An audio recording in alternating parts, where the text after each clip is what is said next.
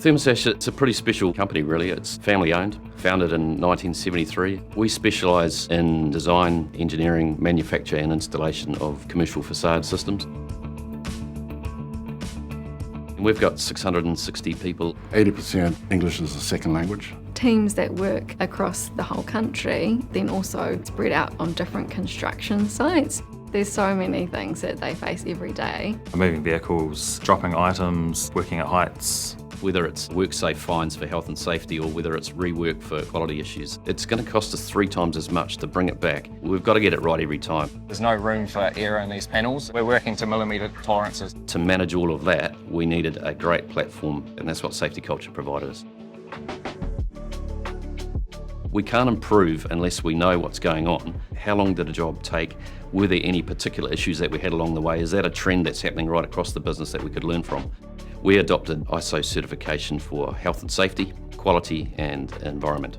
It allows our potential clients to see that we have good, robust systems in place so they can rely on us to deliver a quality job every time and to make sure that we keep our people and contractors on site safe. We want to proactively measure the environment, noise sensors, air quality sensors, we've got door sensors, temperature and humidity sensors. Having those gives us reassurance that we're within the specs of the product. We attach photos at critical stages of the assembly, from when the material enters the factory to when it goes out on site. We can show those QA stages all the way through.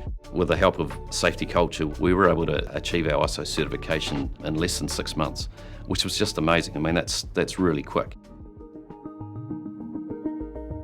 We know that people on the front line know their job better than anyone else. If we can get them involved in the process of improvement, the rate of improvement increases exponentially. And then we just focus on training people to understand that system.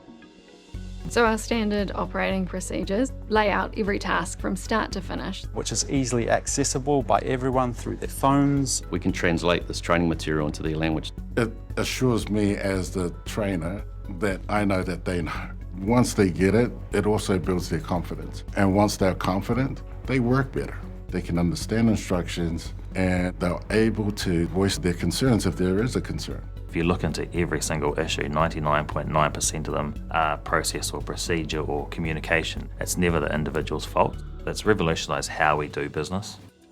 We have some hugely expensive machinery. Preventative maintenance is crucial to keeping that equipment running. If we don't do that, it's going to cost us a lot if we can't complete a job. We've got months of data on what's been the normal vibrations for us. We can set up some warnings and some red flags if there's anything that needs to be addressed.